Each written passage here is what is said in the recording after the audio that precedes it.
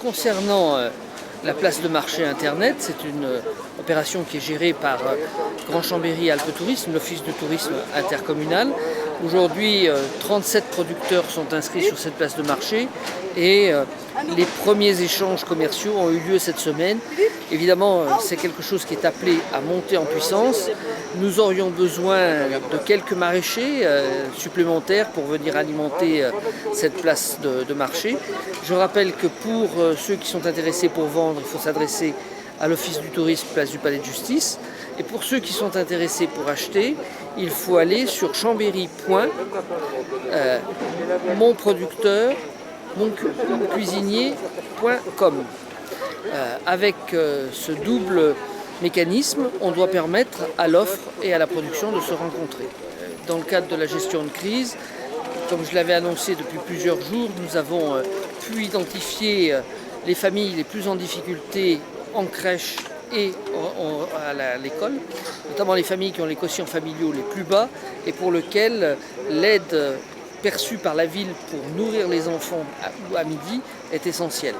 Nous allons donc attribuer à ces familles, de l'ordre de un peu plus de 750 familles, un chèque de 100 € par enfant sous forme de bons d'achat qui sont destinés à l'achat d'alimentation et de produits d'hygiène. Cette opération est déjà mise en œuvre. Les 80 familles les plus pauvres, les plus en difficulté ont été ciblées dès hier et les autres vont l'être dans la semaine pour une distribution des chéquiers qui aura lieu dans les mairies de quartier, vraisemblablement vendredi de la semaine prochaine. Vous évoquez, je crois, aussi les événements. Alors, pour les événements, en application des textes qui ont été promulgués par l'État, toutes les manifestations qui ont lieu avant le 14 juillet grand public sont annulées. Et par extension, nous avons également annulé les 2 concerts de l'été. Donc en clair, le marché des continents est annulé. La fête des éléphants qui était prévue début juillet sera peut-être reportée à l'entrée de la période de Noël pour créer à ce moment-là une manifestation festive. Le festival folklorique en tant que festival est interdit par le texte national et les 2 concerts, le concert de RTL2 et le concert de Fun Radio, sont également annulés. On sent quand même que la vie reprend à Chambéry.